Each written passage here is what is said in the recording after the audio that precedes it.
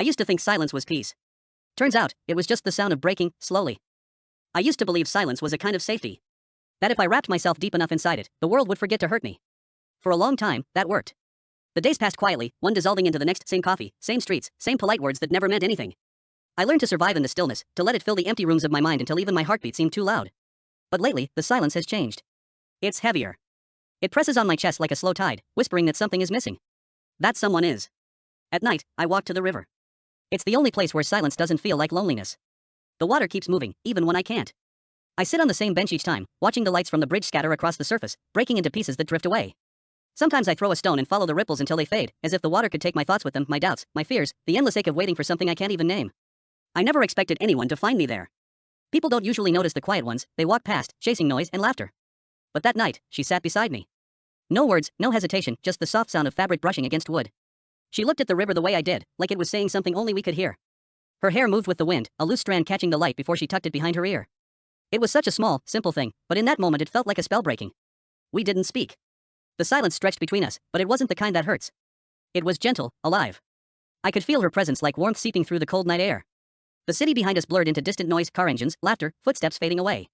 Only the river remained, and her. When she finally spoke, her voice was low, steady. Is it always this quiet here? I turned my head, caught her eyes for the first time. I don't know, I said. I only come when it feels this quiet inside me. She smiled, just barely. And somehow, that was enough to make everything shift. The night seemed softer. The cold, less sharp. Something inside me, something I thought had died a long time ago, stirred. We stayed like that for a while, two strangers breathing the same silence. No names. No questions. Just presence. When she left, she didn't look back, and yet I knew she would return. The air she left behind wasn't empty anymore, it buzzed with something new, fragile and electric, as if the world had finally remembered me. I walked home through the sleeping streets, the glow of the lamps bending across the pavement. The night wind touched my skin and, for the first time in years, it didn't feel cold. I didn't know her name, her story, or why she had come, only that something had changed. And change, I realized, is never quiet. It begins like this, a whisper, a presence, a breath beside you, and the feeling that, somehow, you've just met the reason your silence existed in the first place. The next morning, everything felt slightly off, like the world had tilted by a few degrees while I slept. The city noise outside my window was the same, the routine was the same, but nothing inside me fit quite right anymore. I made my coffee, watched the steam rise and curl, and thought about her. I didn't even know her name, but her voice lingered in my head, replaying that single question, is it always this quiet here? It shouldn't have meant anything. A stranger's voice, a fleeting night, a silence shared between two people who might never meet again. But it did mean something. It was the first time in months, maybe years, that I had felt seen. Not watched, not judged, but seen.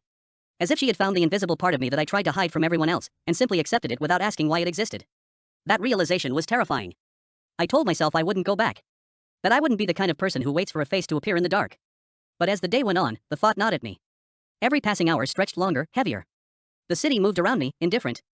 And I moved with it, working, talking, nodding at the right times, but none of it felt real. Only the river did. Only that place. So I went back. The night was colder than before, and a thin fog crawled along the water. The bench waited, just as I'd left it. I sat, staring into the dark, trying to convince myself that I wasn't waiting for her. That I was just there for the quiet, the calm. But then I heard footsteps behind me, slow, unhurried, and every lie I told myself fell apart. She didn't say anything when she arrived. Just sat beside me again, her presence familiar and strange at the same time. We were like two ghosts haunting the same spot, pretending we didn't notice each other while being painfully aware of every breath the other took. After a while, she spoke. I wasn't sure I'd come back. Neither was I said. We both smiled, small, unsure, but real. It felt fragile, like something we shouldn't touch too hard or it might disappear. This time, we talked. Not about anything that mattered, and yet, somehow, everything we said did. About the city, the weather, the sound of the river. She told me she liked how the reflections moved on the water, how it looked different every night, never repeating itself. I told her that's what I liked too, that the river didn't have to explain itself to anyone. She looked at me for a moment, like she wanted to say something else, but didn't. There was a sadness in her eyes, subtle, like a shadow that refused to fade. I realized then that we were both hiding behind the same kind of quiet. Two people who came to the water not for peace, but for refuge. Maybe from the world. Maybe from ourselves. As the nights went on, we kept meeting there. Unspoken, unplanned, but inevitable. Sometimes we barely spoke, just sat side by side, breathing in rhythm. Other times we talked until the city fell asleep. I never asked for her name. It felt like knowing it would make everything too real, too fragile. Like naming her would give me the power to lose her. But something inside me was changing. The silence that used to suffocate me had become something else, something alive, almost tender. And yet, beneath it, an unease began to grow. Because I knew what happens to things that matter too much. They vanish. One night, when the fog hung low over the river and the world felt smaller than usual, I asked, "Why do you come here?" She didn't answer right away. Her eyes followed the current as if she could read something in it that I couldn't see. "Maybe for the same reason you do," she said finally. And that was all. But those words echoed in my mind long after she left, because I wasn't sure if that reason was hope or something darker. Days blurred into nights, and nights into something softer, quieter. I stopped counting them. The river became our clock, its surface shifting from gold to gray, from silver to black, while we sat there, breathing the same air, existing in the same small corner of the world. It should have felt strange, this nameless connection between two strangers. But it didn't. It felt like something I had been waiting for without knowing it. Sometimes she spoke about nothing, and I found myself memorizing the way her voice rose and fell, the pauses she left hanging in the air, as if each silence had its own secret meaning. Sometimes she didn't speak at all, and that was enough. I learned her moods through stillness, the way her shoulders slumped when she was tired, the way she pulled her coat tighter when her thoughts turned inward. I wanted to ask her what she was thinking, but I was afraid of the answer. Or worse, the absence of one. It's strange how easily routine becomes addiction. I started planning my days around those evenings, moving through the hours like a sleepwalker, just waiting for the sun to sink low enough to give me permission to go. There was no message, no arrangement, no promise that she'd be there, and yet, every time, she was. Sometimes late, sometimes early, sometimes just as the sky turned violet. It was the only part of my life that felt unpredictable, and somehow that unpredictability became the only thing I trusted. I don't know when I started noticing the distance in her eyes. It was small at first, like a shift in light, barely visible unless you knew what to look for. One night, I told her about a dream I'd had, something about a train I couldn't catch, the sound of it fading into the dark. She listened, nodded, smiled faintly, and said, maybe some trains aren't meant for us. Then she looked away, her gaze following the river as if she could see the reflection of something I couldn't. That moment stayed with me longer than the dream itself. Do you believe in coincidences? I asked her once. She thought for a long time before answering. I used to. But now I think everything that matters happens for a reason. Even if we don't understand it. Her voice was calm, but her hands trembled when she said it. I wanted to ask her what she meant, what had happened to make her stop believing in coincidences, but I didn't. Because in that moment, I realized how fragile she was, how carefully she'd built the walls around herself. And I was afraid that if I pushed too hard, she'd disappear. One evening, she didn't come. I waited anyway, sitting on the bench until the cold crept into my bones and the lamps along the path flickered one by one. The river kept moving, indifferent, and I felt ridiculous, like a fool clinging to a ghost. When I finally stood to leave, I glanced down at the bench and saw something small, half hidden in the shadows. A glove. Hers. I picked it up, turning it over in my hands. It was warm still, faintly scented, that clean, subtle smell I'd come to associate with her. I closed my eyes and held it tightly, as if it could tell me where she'd gone, or why the air felt heavier without her there. She returned the next night, as if nothing had happened. I forgot this, she said, taking the glove from my hand. That's one way to make sure I wait, I said. It came out lighter than I meant it to, almost like a joke, but she didn't laugh. Instead, she looked at me, really looked, and for a second, I thought she might cry. I didn't mean to, she whispered. But sometimes I leave things behind without realizing it. We sat in silence again after that, and though the distance between us was small, it felt like an entire river flowed through it. That was the night I realized I wanted to know everything about her. The kind of knowing that breaks you open. But wanting and daring are two different things. And I didn't dare, not yet. I didn't see her for 3 nights. At first, I told myself it didn't matter. That people have lives, routines, obligations. That not every story needs to be written in sequence. But on the 4th night, when the bench stood empty again, the truth settled in like frost, it mattered. More than I wanted it to. I stayed longer than usual, watching the current pull fragments of light across the surface, breaking them apart, scattering them downstream. The air was sharp, metallic, the kind that seeps through your coat and finds the cracks in your skin. Somewhere far off, a siren wailed, then died away. Everything else was still. When I finally left, the streets felt unfamiliar, as if someone had rearranged the city while I wasn't looking. Every sound echoed too loudly. Every stranger's face looked like it might belong to her until I saw that it didn't. On the 5th night, she came back. No apology, no explanation. Just the same calm presence, as if she'd only stepped out of a dream and returned before it noticed she was gone. I wanted to be angry, I think I even tried, but when she looked at me, the words collapsed before I could use them. I thought you'd stopped coming, I said. She smiled faintly. I almost did. Why? Because sometimes, even the things that make us feel alive, start to hurt. The way she said it made something tighten in my chest. I wanted to reach for her, to tell her that I understood, though I didn't, not really. But her eyes were distant again, watching the river like it held a memory she couldn't escape. We sat in silence, the kind that isn't peaceful anymore. I tried to speak, but she cut me off, quietly. Don't ask me what happened, she said. Not yet. So I didn't. But from that night on, I couldn't stop wondering. There's a kind of tension that grows when two people share too much silence. It's like static, invisible until it sparks. I started noticing small things, the way she flinched when someone's phone rang nearby, how her gaze darted to the shadows when footsteps passed behind us. Once, I reached out to tuck a loose strand of hair behind her ear, and she froze, not startled, but defensive, like a reflex she couldn't control. Something had hurt her. Deeply. I knew that much. Then, one evening, as the city lights reflected off the water, she handed me a small piece of paper. It was folded twice, worn at the edges. Hold on to this for me, she said. What is it? She shook her head. Not yet. I slipped it into my pocket. I could feel its weight, light as air and heavy as truth. She didn't stay long that night. When she left, I watched her silhouette fade into the mist, until there was nothing but the sound of the river again. At home, I sat for hours with that folded paper on the table. I told myself I wouldn't open it, that I'd respect her request, that trust meant patience. But trust and curiosity are old enemies, and by midnight, I had already lost. Inside was a single photograph. It was her, standing in the same spot by the river, only the light was different. The water behind her was brighter, warmer. And beside her was a man. His arm around her shoulders, her head leaning against him. They looked happy. Peaceful. Whole. The back of the photo had one word written in faded ink, before. I stared at it until the room blurred. The edges of the picture seemed to breathe, alive with questions I wasn't ready to ask. Who was he? What happened to him? And why did the word before feel like a confession? I didn't see her the next night. Or the one after that. But I knew she'd come back. And when she did, I'd have to decide whether to ask or pretend I hadn't seen what she'd left behind. For 2 nights I carried the photograph in my pocket, folded and creased like a secret I was afraid to admit I knew. I told myself it didn't matter, that everyone has a before, a world that existed prior to the present tense of our lives. But every time I saw her face in that picture, something twisted inside me. She looked lighter, freer. Whoever that man was, he had known a version of her that I never would. And the thought of that haunted me more than I wanted to confess. When she finally appeared again, I almost didn't recognize her. Her hair was tied back, her eyes darker, rimmed with exhaustion. She sat down next to me without a word. The silence between us wasn't the same as it used to be, it had teeth now. Sharp, unspoken things hiding in the spaces we'd once filled with calm. You were gone, I said quietly. I needed time, she replied. For what? To remember who I am when I'm not here. Her voice broke a little at the end, and for a moment, I hated myself for what I was about to say. But the truth is a restless thing, it claws its way out eventually. Who was he? I asked. The question hung in the air like smoke.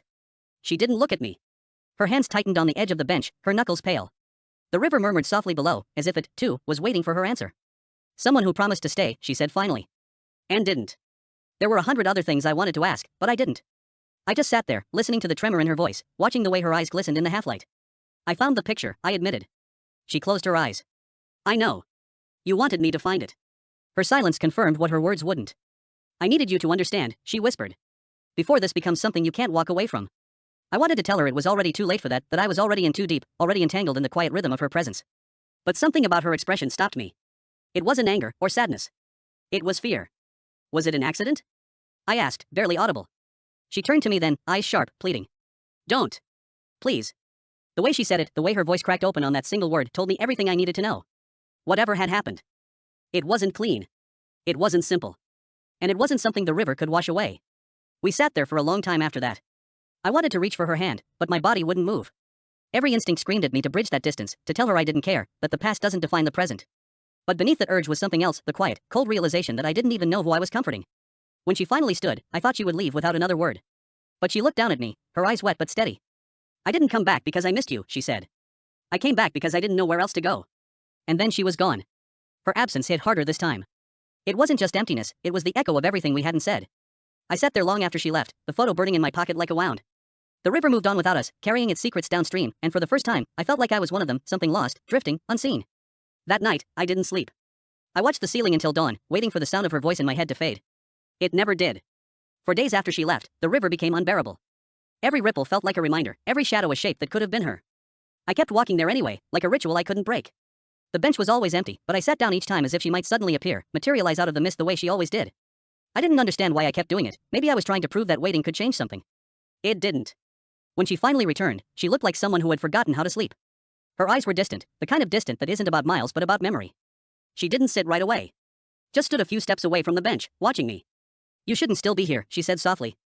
And yet you came back, I replied. That made her look down, almost smile, but it vanished before it reached her lips.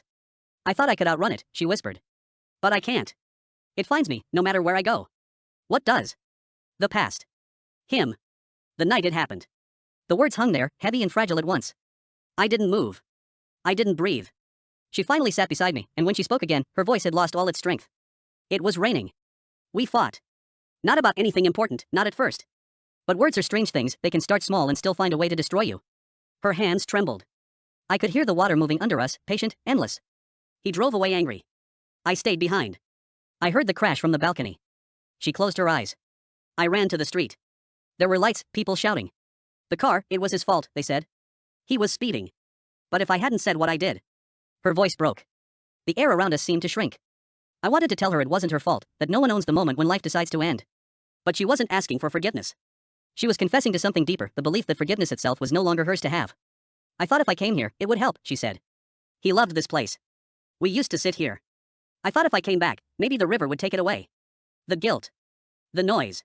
Everything. I finally reached for her hand. She didn't pull away this time. Her skin was cold, but she didn't let go. Then let it, I said. Let the river have it. You've carried it long enough. She shook her head slowly. You don't understand. It's not the guilt that stays. It's the silence after. We sat there until the wind turned bitter and the lights along the path blinked out one by one. The world around us disappeared into the dark, and for the first time, the silence between us wasn't safety. It was the weight of two people trying not to break in front of each other. When I walked her home that night, the first time she ever let me, she didn't invite me in. We stopped at the corner, the streetlight flickering above us. She looked small beneath it, almost translucent. "Thank you," she said. "For what?" "For not asking me to be okay." She turned and walked away before I could answer. I stood there long after she was gone, her words echoing through me. The city felt unreal, too bright, too loud. When I finally looked up, I saw her window on the third floor. The light flickered once, then went out. Something told me that whatever had kept her alive until now was starting to fade. And I didn't know how to save someone who didn't believe she deserved to be saved. It happened on a Thursday, though it felt like it had been waiting for years. The city was soaked in rain, the kind that falls sideways and makes everything blur: streets, headlights, people, thoughts. I almost didn't go to the river that night. The cold was sharp, and the sky had that low, heavy look that warns of storms. But some instinct stronger than reason pulled me there anyway. She was already sitting on the bench when I arrived.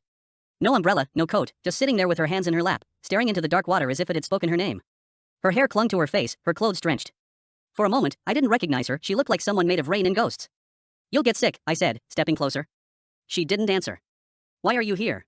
When she finally looked up, her eyes were wild, unfocused. "Because I didn't know where else to go."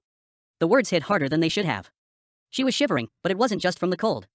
There was something else there, something I'd never seen before. Desperation, maybe. Or surrender. "I can't do this anymore," she said, her voice shaking. "The noise, the guilt, the pretending. I keep thinking I can build a life on top of it, but it always finds me." "You're not alone," I said.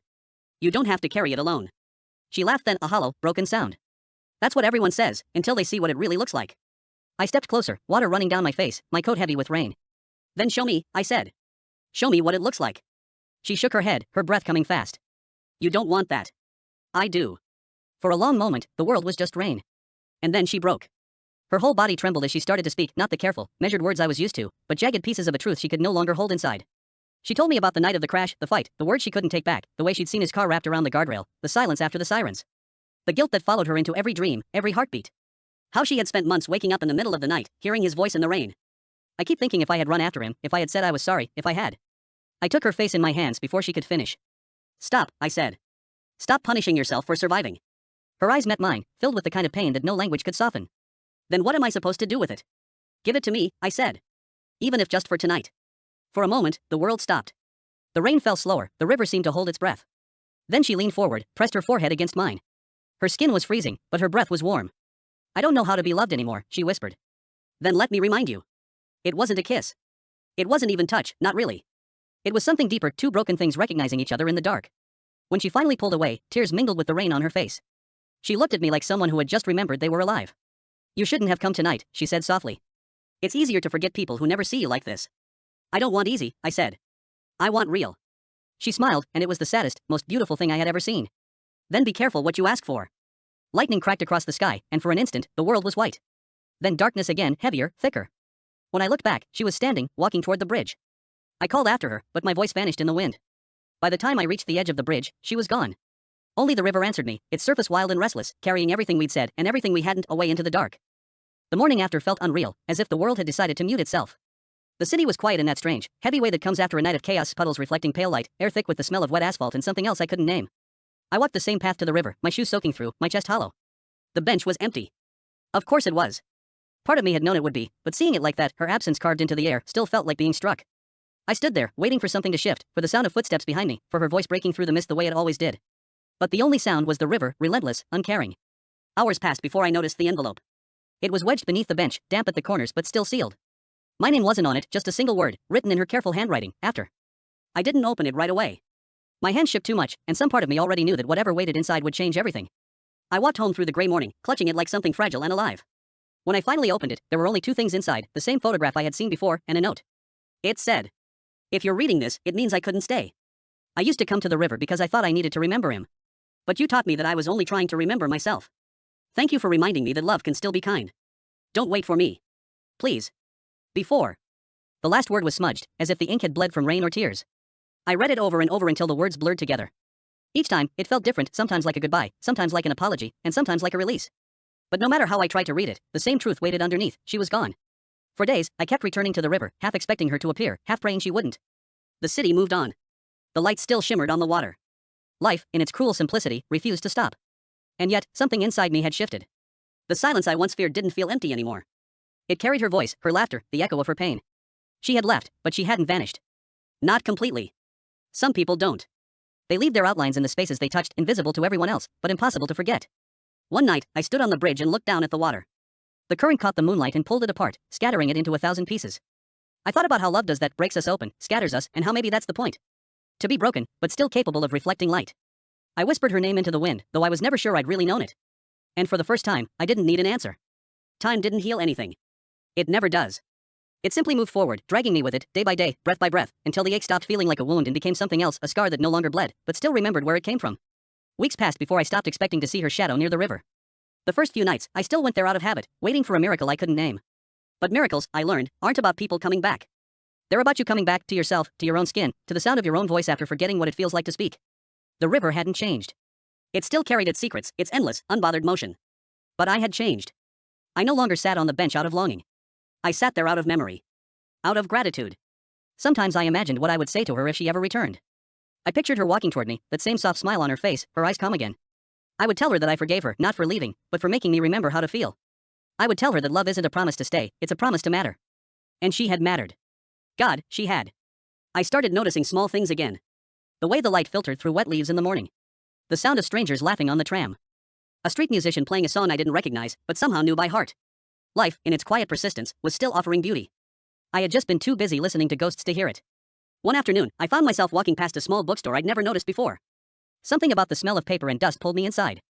The owner, an old man with gentle eyes, asked if I was looking for anything in particular. I told him I wasn't sure. He smiled and handed me a book, a thin volume of poetry, the cover worn smooth. Sometimes words find us, he said. That night, I opened it at random and read a single line that stayed with me. Some loves are meant to leave, so we remember how to stay. I closed the book and sat there for a long time, letting the words settle into the quiet spaces of my mind. It wasn't peace yet, not completely, but it was close.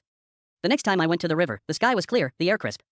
I threw a pebble into the water and watched the ripples spread. They were smaller than I remembered. Softer. Like the echo of something once vast, now distant. I whispered into the stillness. Thank you. Not for staying. Not for breaking me. But for teaching me that even broken things can reflect light if you know where to stand. It's strange, the way endings arrive. Not with a door slamming, not with fireworks or tears, but with something smaller, a stillness so complete that it almost feels like peace. I woke up one morning and realized I hadn't dreamed of her in weeks. Not because I had stopped missing her, but because I no longer needed to. She had become a part of me, not the haunting kind, but the quiet kind that lingers like sunlight after rain. The city looked different now. Softer. Or maybe I was the one who had softened. The sharp edges that once defined my days had worn down, replaced by something gentler.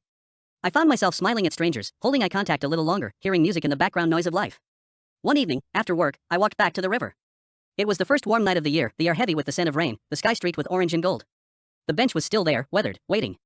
I sat down and let the silence wrap around me, familiar but no longer lonely.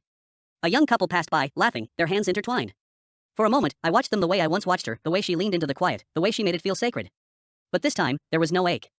Just a slow, easy gratitude that I had once known something that real. I reached into my pocket and pulled out the photograph. I'd carried it for months, folded and worn, the image fading at the corners. I looked at it one last time, her smile, the river behind her, the word before written on the back. Then I tore it gently in half.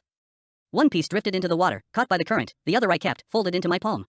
You can't give everything away, I thought. Some fragments belong to you forever. As the photo disappeared downstream, I whispered, goodbye. The word didn't hurt the way I expected it to. It felt like exhaling after holding my breath for too long. I stayed until the sky went dark, the stars trembling over the water. The river moved the same way it always had, patient, endless, forgiving. I closed my eyes and listened. There was no ghost in the silence this time. Only the pulse of life, steady and kind. When I finally stood, I realized I didn't feel alone. Not anymore. Love hadn't left me, it had simply changed its shape. It had become the air, the light, the quiet between my heartbeats. As I walked away, I glanced back once, expecting the bench to look empty. But it didn't. For a heartbeat, I saw her there, not as she was, but as she might have been. Smiling. Free. And then she was gone, and the night was still, and everything was exactly as it should be.